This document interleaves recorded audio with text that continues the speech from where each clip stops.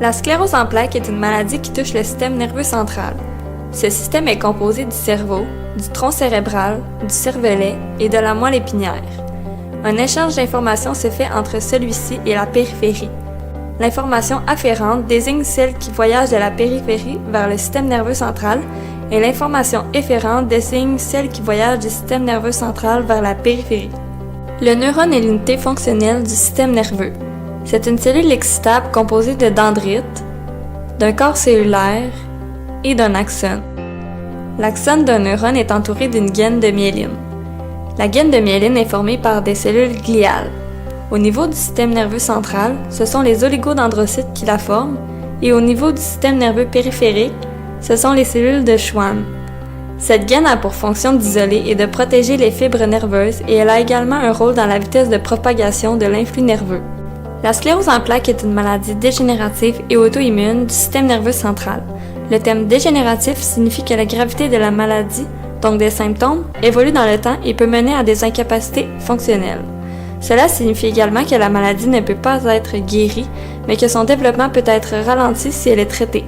Le terme auto-immun signifie que les cellules du système immunitaire, comme les anticorps et les lymphocytes T, s'attaquent aux structures saines de l'organisme. Dans le cas de la sclérose en plaques, les anticorps s'attaquent à la myéline des axones du cerveau, de la moelle épinière et des nerfs optiques dans le but de la détruire. Ce phénomène s'appelle la démyélinisation. La démyélinisation entraîne le développement d'une plaque destructrice qui bloque le passage des informations et entraîne une diminution de la communication entre les différentes cellules nerveuses. Les corps cellulaires des neurones ne reçoivent plus les informations nécessaires à l'exécution des fonctions de base comme la marche, la vision, la parole et l'apprentissage. Ce sont les macrophages et les lymphocytes T qui constituent les cellules du système immunitaire les plus impliquées dans le développement des lésions qui perturbent les fonctions motrices, sensitives et cognitives. Il est possible de classifier la sclérose en plaques en 4 formes selon son évolution dans le temps. Il y a la forme cyclique, la forme progressive primaire, la forme progressive secondaire et la forme récurrente. La forme cyclique est la plus courante. L'évolution de la maladie se fait par poussées imprévisibles qui font apparaître de nouveaux symptômes ou qui aggravent ceux déjà existants. Ces poussées sont associées à des pertes fonctionnelles temporaires, c'est-à-dire qu'elles sont entrecoupées par des périodes de rémission complètes ou partielles. Cette forme s'observe sur une période de plusieurs semaines à plusieurs mois et dans 50% des cas devient sous forme progressive secondaire. L'évolution de la forme progressive secondaire est caractérisée par 2 phases. Il y a tout d'abord des poussées et des rémissions. Cependant, celles-ci sont moins précises que pour la forme cyclique. Puis il y a ensuite une progression continue de la maladie. C'est cette progression continue sans rémission qui provoque l'aggravation des symptômes. La forme progressive primaire, contrairement à la secondaire, ne passe pas par la forme rémitante récurrente. Elle est caractérisée par une évolution continue de la maladie, sans poussée définie. Il survient alors une accumulation lente d'incapacités. Une amélioration des capacités de la personne ainsi qu'une stabilisation peut parfois survenir pendant cette phase, mais c'est généralement sans rémission.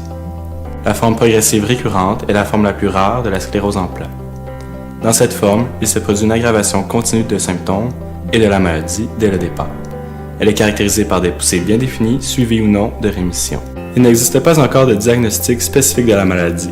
Par contre, il est possible d'avoir recours à 2 techniques, soit l'imagerie par résonance magnétique, soit la ponction lombaire, afin de l'identifier. Il existe 3 façons de prendre des images avec l'IRM. Il y a des images par IRM pondérées, en T1, T2 et rehaussées au gadolinium. Dans cette présentation, nous détaillerons l'IRM pondéré en T2. L'IRM permet de détecter avec une grande sensibilité les lésions cérébrales créées par la maladie. La plupart des lésions cérébrales sont responsables d'une augmentation du contenu tissulaire en eau, un paramètre auquel est sensible l'IRM. Sur l'image captée par l'IRM, le liquide céphalorachidien est blanc et la substance grise est plus claire que la substance blanche. Les points brillants présents sur l'IRM du cerveau touché par la sclérose en plaques représentent les lésions. La ponction lombaire peut être faite pour rechercher une inflammation au niveau du système nerveux central en prélevant du liquide céphalorachidien entre 2 vertèbres. La sclérose en plaques est une maladie hétérogène. Toutes les personnes touchées par la sclérose en plaques ont donc des symptômes différents et imprévisibles. Tout d'abord, l'atteinte des voies motrices des membres peut provoquer de la fatigue, autant sur le plan physique que cognitif. Une baisse de la force musculaire qui peut éventuellement mener à une paralysie, une diminution de la dextérité, un déséquilibre et des tremblements. Il peut également y avoir une atteinte des nerfs optiques qui entraîne une baisse de l'acuité visuelle, une vision double et une vision brouillée.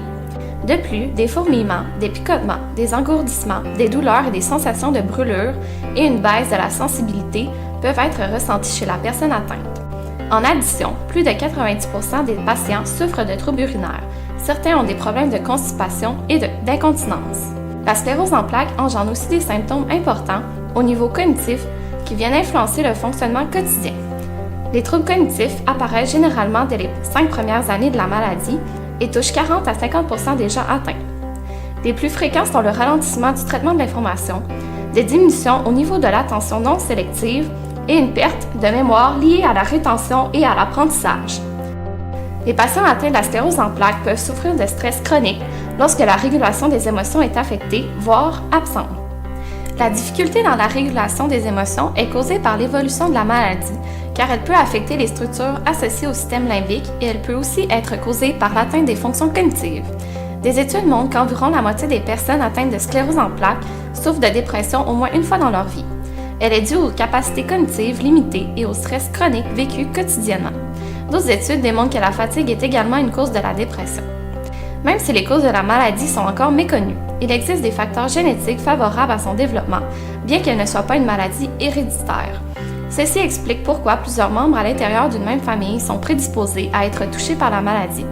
Par contre, des facteurs environnementaux comme le niveau d'ensoleillement ont aussi un rôle déterminant dans le développement de la maladie. Les traitements actuels permettent d'améliorer la qualité de vie des gens atteints de la sclérose en plaques en réduisant les poussées dans les formes rémitantes de la maladie. Mais ils ne sont pas assez efficaces pour contrer sa progression et ils ne permettent pas la guérison. Il existe 2 types de traitements pour la prise en charge, ceux de première ligne et ceux de deuxième ligne. La rééducation est tout aussi importante que la prise de médicaments. Elle est également indispensable à chacun des stades de la maladie pour permettre le maintien de la fonction musculaire nécessaire à la poursuite des activités de la vie quotidienne. Le traitement de première ligne utilise des immunomodulateurs qui permettent de diminuer d'environ 30% la fréquence des poussées et réduisent d'environ 60% le nombre de nouvelles lésions visibles à l'IRM. Le traitement de seconde ligne est beaucoup plus agressif car il utilise des immunosuppresseurs. Ce traitement est utilisé après l'apparition des poussées. Étant donné ses effets négatifs graves, il est utilisé uniquement lors des forces sévères et très actives de la maladie. Ces immunosuppresseurs permettent de diminuer d'environ 60% la fréquence de poussée et ils réduisent d'environ 90% le nombre de nouvelles lésions à l'IRM.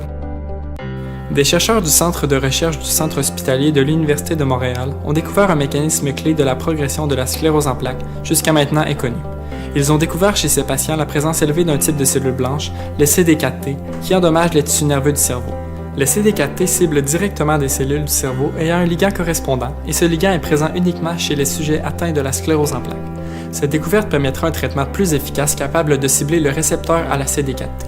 Il sera alors possible d'avoir un effet direct sur les cellules immunitaires responsables des symptômes de la maladie, tout en préservant les cellules immunitaires saines.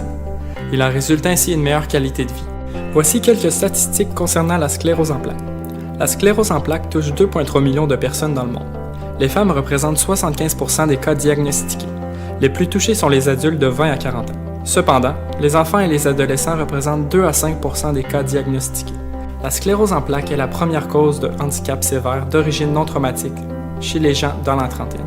L'ergothérapie joue un rôle important dans l'intervention auprès des personnes atteintes de sclérose en plaques. Cette profession favorise la prévention de l'apparition ou de l'augmentation de fatigue et accroît l'autonomie, le rendement et la sécurité de la personne dans les activités courantes et quotidiennes. Finalement, elle permet d'éviter l'alitement et favorise l'utilisation des aides techniques pour adapter le milieu de vie.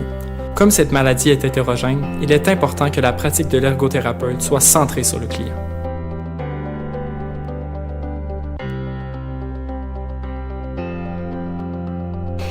Quand moi j'ai été diagnostiquée avec la sclérose en plaques, ma réaction à moi n'a pas été si grosse que ça parce que je m'y attendais à avoir cette maladie-là. C'est moi qui ai demandé à ce qu'on aille plus loin dans le processus d'un diagnostic de cette maladie-là.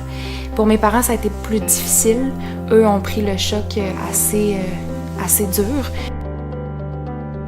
C'est vraiment plus dans la vie en général qu'il y a eu des changements. Autant à l'école, j'ai accès à des accommodements pour me permettre de faire mes examens en plus de temps parce que mes mains suivent moins rapidement. Côté loisirs, c'est sûr que avec la maladie, il y a des choses que je sais pas si je peux faire encore. Ça, c'est à apprendre au jour le jour. Côté médication, j'ai une perfusion une fois par mois. C'est un médicament, pour l'instant, c'est le médicament qui fonctionne le mieux avec à peu près 73% de taux de réussite, le Tysabri qu'on appelle. Pour ma part, les symptômes que j'ai ressentis ont été plus dans les premiers temps de mon diagnostic. J'ai eu 4 crises en à peu près 4 mois. J'ai eu une perte d'audition dans mon oreille gauche. Par la suite, j'ai eu une perte de sensibilité dans ma jambe droite. Peu de temps après, j'ai eu un début de névrite optique dans mon œil gauche et j'ai eu un trouble de vision où j'avais l'impression que mon œil était jamais dans son axe normal. Sinon, j'ai des tremblements qui font en sorte que j'ai l'impression que ma mobilité au niveau de mes bras n'est pas comme à l'habitude. J'ai l'impression que j'ai des mouvements qui sont saccadés, puis ça me dérangerait énormément.